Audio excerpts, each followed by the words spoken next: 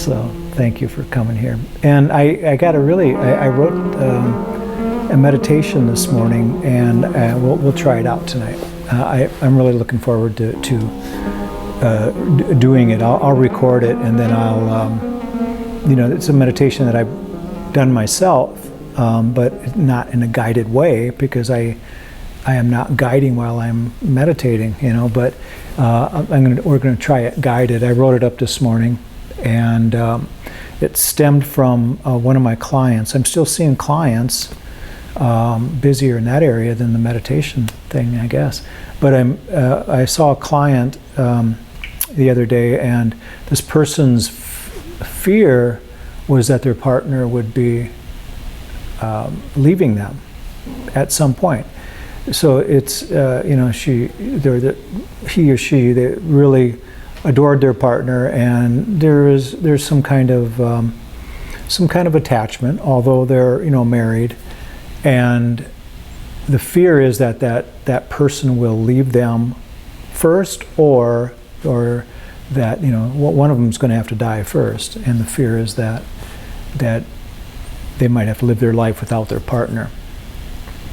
And so I mentioned this meditation that I've done in the past, and I've been working with it recently. But it has to do with sitting alone, and you'll get the idea once I start guiding. But it's got two different names actually. One of them is dropping into the void.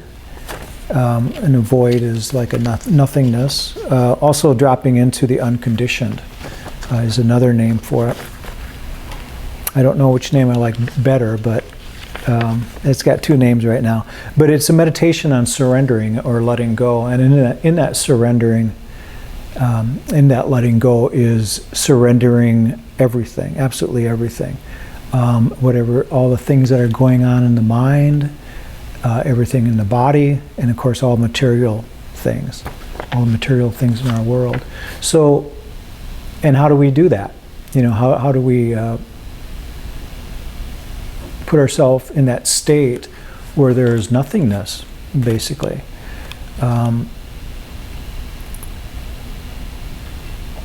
There's a Japanese word, I think it's the meaning nothingness. It's I think it might be musho or something like this. I don't remember. If some of you remember online, write it down and send me a copy or what the word might be. But it means no mind. It means like a voidness, like what we're talking about here. And so what we do is we find ourselves in it's really a practice in visualization, and we find ourselves in an empty room, and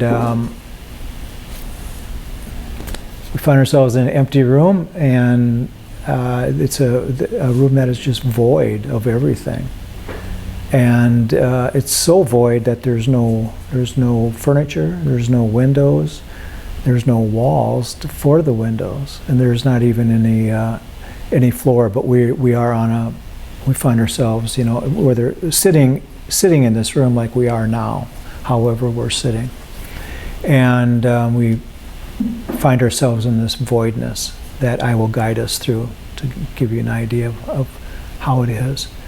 In this voidness, there are no thoughts, so there's no past and there's no future. There's no body, so there's no pains, there's no discomfort in our body. There's no sensations. There's no hot or cold, against the skin. And there's no material objects, and that's why we find ourselves in this room with voidness. We could say that we find ourselves outside in a voidness, but it's a lot easier to imagine ourselves in a room with nothing in it, and it's much more effective that way. Anyway, you'll get the idea of what I'm trying to put across once we start it. And it's a very good practice in just finding complete peace of mind. It's not difficult to do, it's difficult to sustain like any other meditation. We can find ourselves in that voidness, and we usually do it on moments, small increments, small moments in our day, when we are just it's kind of like finding ourselves in that place where the mind is drifting off, but it's not really drifting off to anything particular, and somebody might be talking to us, and all we hear in the background is like a mumbling, or we don't really hear anything. And then we come to and you go, oh, what, I'm sorry, I wasn't listening, or I wasn't there, And so this voidness is something that we do experience, but to use it as a practice is very interesting. And so it's actually a meditation and visualization, or imagery. We can use the breath as our meditation object. Many breath techniques that we use here, and that's the more common meditation object. We use it a lot. I talk about the breath a lot. We all do. We all use it. We can also use other things like mantra, repetition of words as our meditation object. All sorts of things. We can use visualizations. Tantrika, the tantric practices is visualization. A lot of the New Age meditation practices incorporate visualization, and this practice does too. We visualize ourselves sitting in this voidness, and but it's also a feeling, that we have. We don't incorporate these feelings inside that we would when we're thinking about something that happened in the past, for example, which is feelings of discomfort, maybe ill will or anger or something like that. We don't generate these feelings or these emotions about our future. They're just not there, because there are no thoughts in this voidness, because we are not even here. It's a difficult subject for some people to kind of grasp, the idea of not being, but it is something that we unknowingly find ourselves in quite often, where we do not exist for a moment, moments on end. Then we bring ourselves back. We hear somebody call our name, or we think about something that we did, and boom, we're back in this existence. So I'm not necessarily talking about emptiness, although emptiness could be a part of it. From the like for the Tibetan Buddhist tradition. I'm not necessarily talking about a selflessness or non-self from the Theravada tradition. I'm not using any of these fancy words or any of these far out, these concepts related to the Mahayana tradition or the Theravada Buddhist tradition or anything. I'm just talking about resting in this voidness. And sometimes we might feel it or see it as presence, in this present moment, because it certainly is this present moment understanding, because of the lack of past and future. And so we'll go through this meditation, and then we'll see if there's any questions about it, see if anybody wants to ask any questions or share something about it. And the meditation itself, there's a couple of pages of things that I'll be reading here, and then there will be probably about 20 minutes of silence afterwards, and we'll go from there.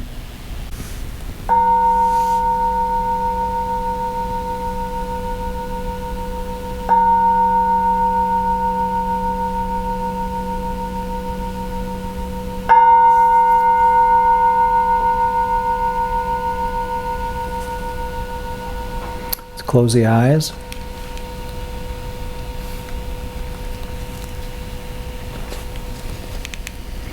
And make yourself as comfortable as you can if you haven't done so already.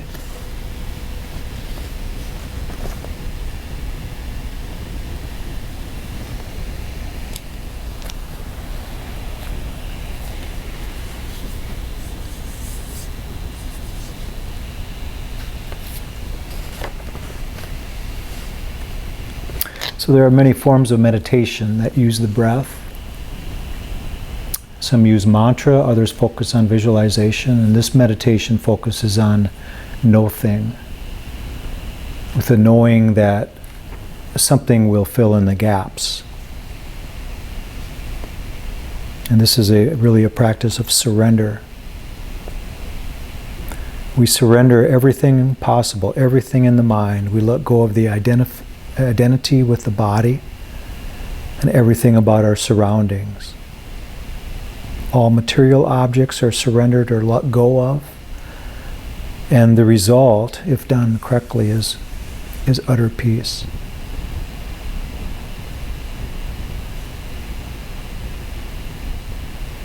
Go ahead and take a nice, little bit deeper than normal inhalation of the breath through the nose, and then gently exhale. And when you exhale, just feel waves of relaxation flowing through the body, maybe starting at the top of the head and flowing all the way through the body as if it's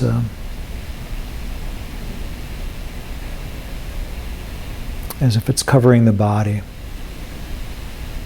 Do that a few times, a little deeper than normal inhalation. Slowly exhale.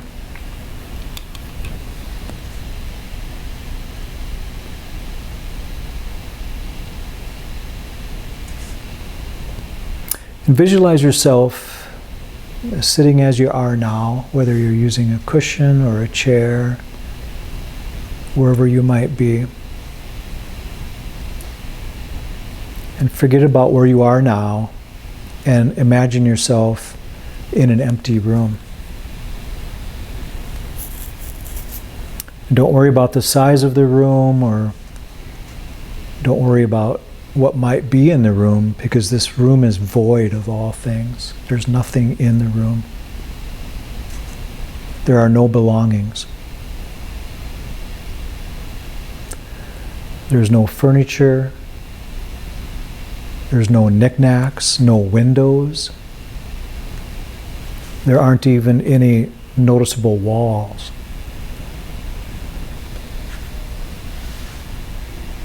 So without walls, there is no color, and there's no material from which things were built from. You find yourself supported and grounded, but you're sitting in a void.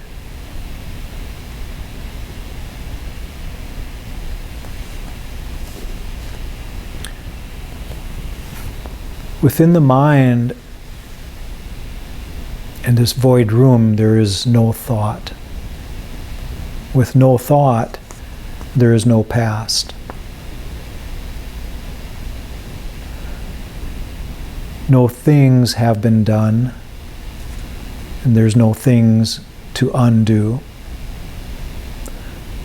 No past, so there are no memories. Nothing to mentally go back to.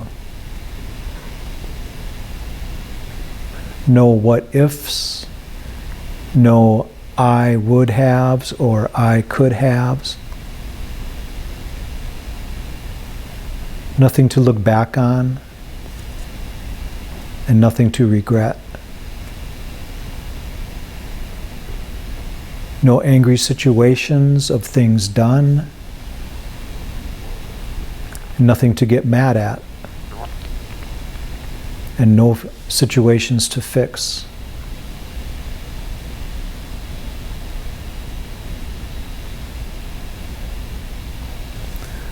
Without the mind, there is no thought. And without thought, there's also no future. Nothing to plan for, nothing to contrive. There's no preparation.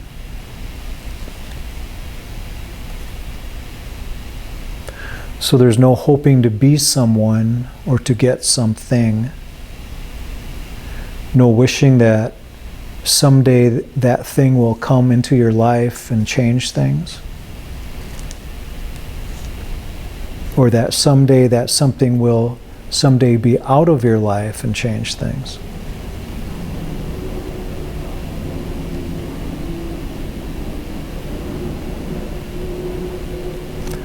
There is no control to be done because there is no thing to control.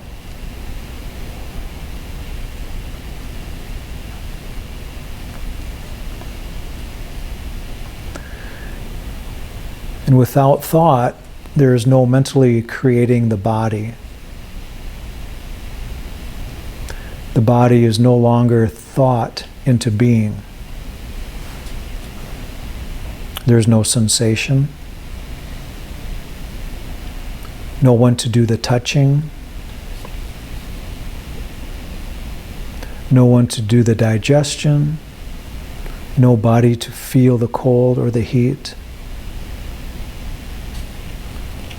no being well or unwell, no wanting to look a certain way or wishing to be younger or older. No wanting to be more fit or taller, shorter, leaner, or smarter. There's no body to check in with. There's no you and no others.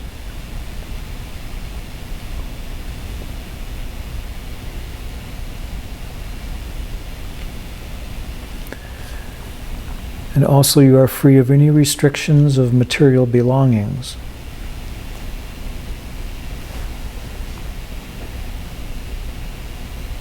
You are not outdoors, and you're not actually even in a room. No past or future because there are no thoughts to take you there.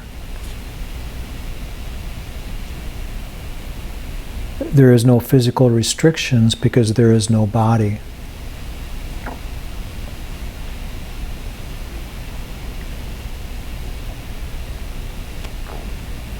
There is no you to get in the way of being absolutely free in this moment.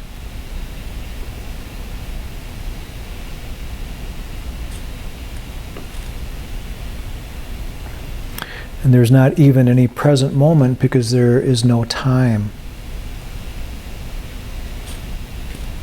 There's not even any void because there is nothing to be void from.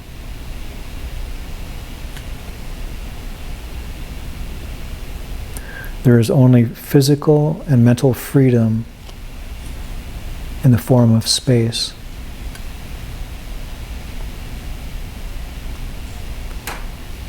Nothing else to let go of, nothing else to surrender. In this moment, there is only peace.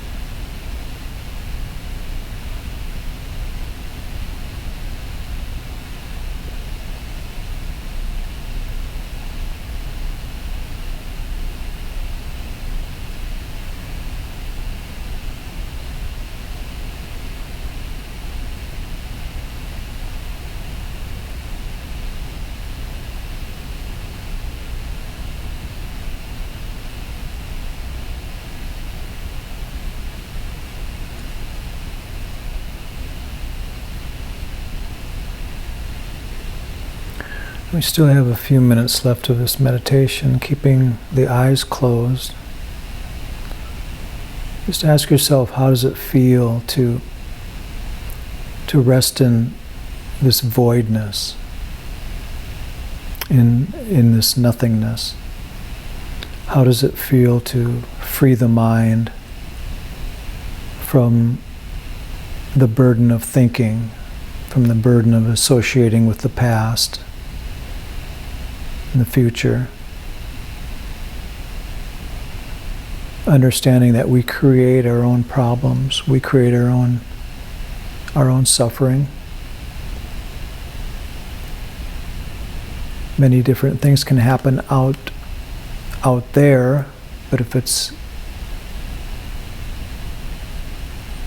we're resting in a true voidness, it doesn't affect us.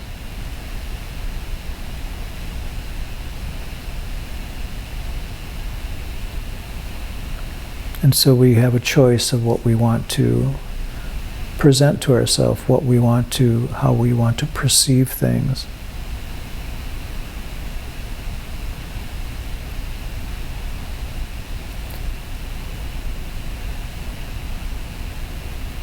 And so the more thinking we do, the more past and future we have, the more invitation we have for the ego to be there, for that part of us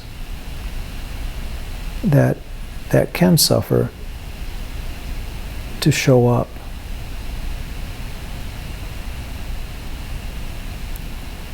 But as meditators, we know that that doesn't have to be, that we can rest in this presence, in this voidness. And in that resting, and if we are actually truly doing it, there's no we, there's no us that is doing it.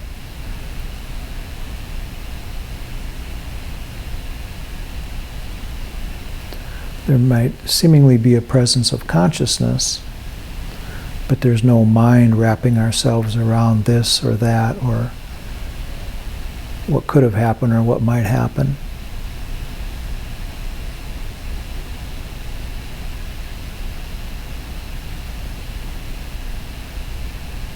And there's no anticipation of the way things could be or should be.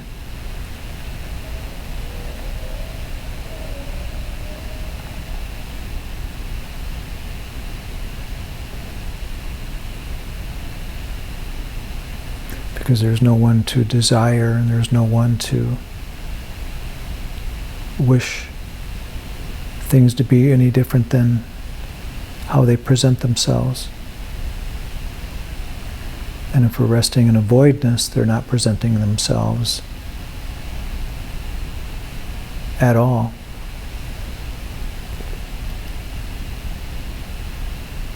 And so the invitation is just to experience that.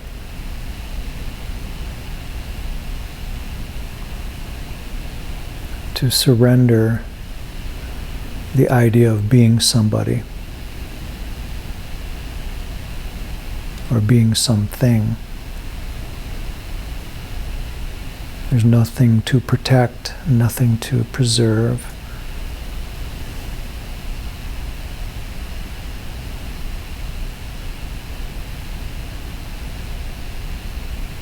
And so it's really more of a feeling of oneness, and that oneness is love.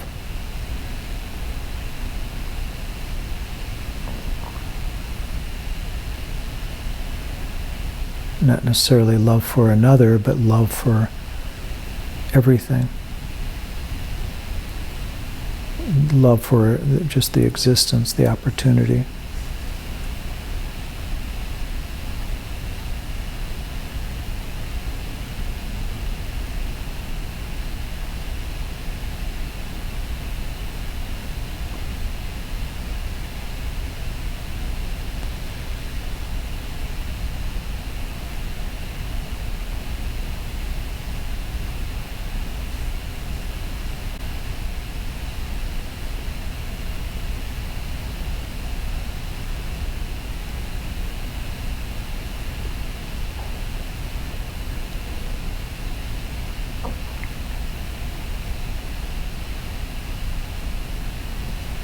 So we can bring our palms together in front of you if you like. May each one of us and all beings be well, happy, and peaceful. May no harm come to us. May no difficulties come to us. May we all meet with spiritual and worldly success. And may we have the patience, the courage, and the understanding to meet and overcome any problems or any difficulties that we might face.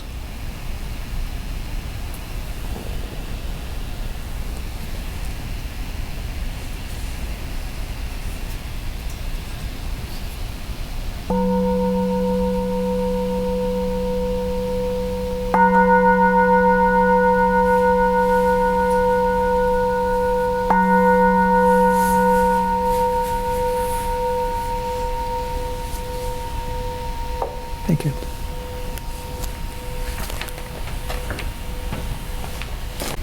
So the invitation was to rest in this voidness, and whether we want to call it present moment awareness or emptiness or mu or nothingness, it's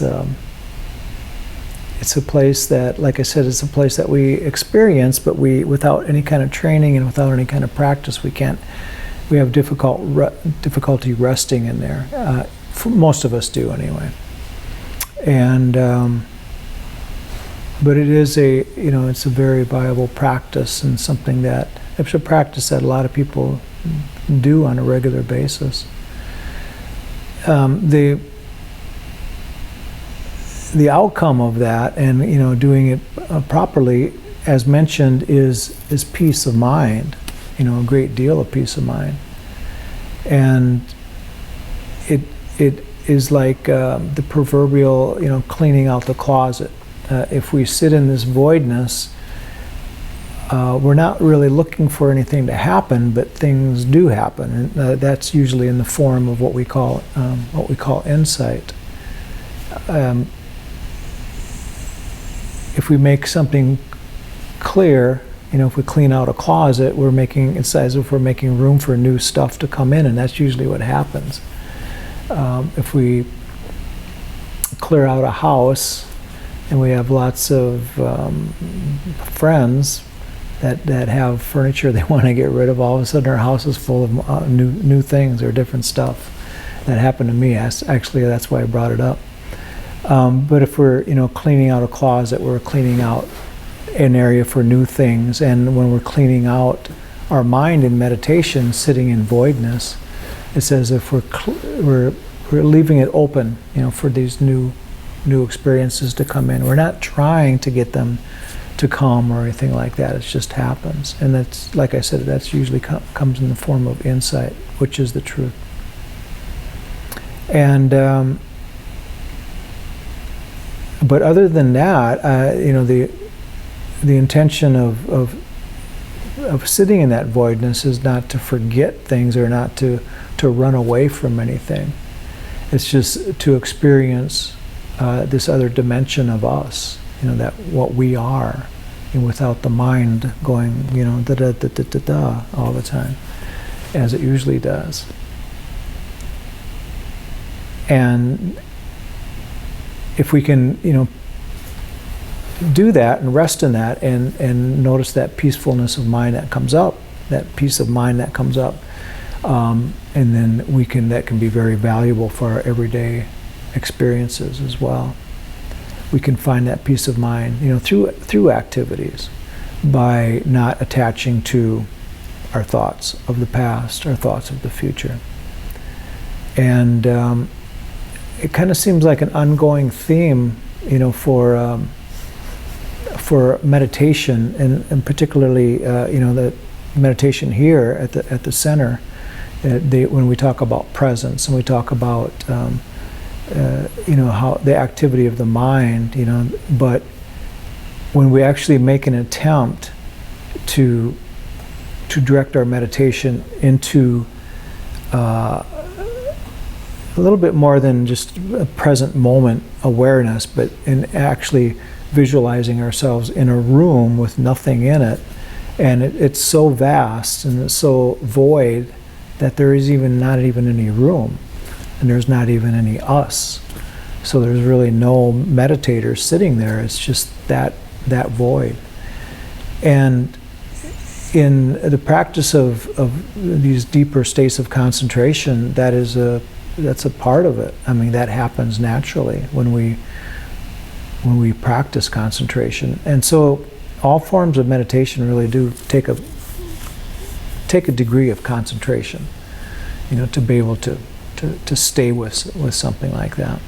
But it's more of it's not bearing down, but it's more of a resting, just a resting in that, whatever that meditation object might be. And in this case, it's nothingness, voidness. We're actually focusing and concentrating on nothing, and that's really what we're trying to do. Was this curious, Mark? Did you go back to the meditation that you normally do when we were doing this? The creating a room with visualizing a room, nothing in it, same kind of thing. Yeah. It was actually a circular room. So no corners. There wasn't even any corners. It was just me sitting in a circular room with white walls. It actually helps if I kind of like don't close my eyes too tight and I can see the light my eyes are closed, but I can see the light from the room. Yeah. It helps me imagine a white room better. Yeah. It's white? Yeah, it's a white room with no corners, just a circular room. So there is kind of a color, or is white non-color? How's that work? I think so, yeah. Okay. I guess maybe black is non-color. I've heard something about that, but I don't know. Terry has the art degree. I thought maybe none. I don't know. But probably white and black are non-colors, but non-colors. It's still something that you're. Yeah, it's something that we imagine in the white. I mean, if we want to imagine white, it's almost like a color that we're imagining, But I figured paisley would be too much. Yeah, right. Yeah, polka dots or something. Yeah, too busy. Definitely have a house too. Yeah. Right now. Yeah, but and the idea is that there isn't really even any room. I mean, there's like a round room is pretty vast, no windows, but not even any floor. So there does nothing to attach the mind to. Nothing to give the mind anything to lean towards. And granted, it's not an easy practice. I mean, things came up in my mind, about the past and the future while we're sitting here doing it. It's not like, boom, you're in that and you can do that, and it's not like that for me anyway. But it is, some place to get to, and there are moments of that vastness, and what's behind that, like I said, is blissfulness, or peace of mind, joy. But again, you become more sensitive to when the mind is going this way or that way, into the past or into the future, when it wants to go there. And the whole idea, of course, is to realize that we are creating our own suffering. We willingly bring up this stuff, in our mind.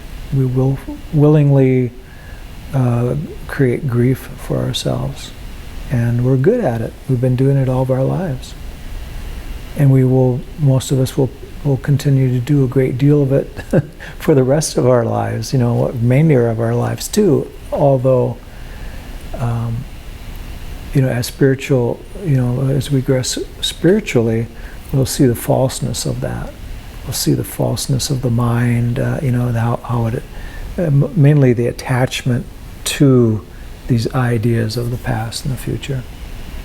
So we can still, we still have to use the past and the future for our everyday activities, like when we're creating something, or when we're trying to remember a lesson, for example. But the idea of really believing it and attaching it to it as something that is so dear to us and so important to us. It's not, it just simply isn't. It doesn't have to be. And when we do that, when we renounce that, surrender it, let it go, there's immediate peace, immediate joy. Yeah, thank you people for being here tonight. Yes, thank you both for not being afraid and being here. Thank you for being brave, yes. That's right. So thank you. Bye. Bye. Thank you.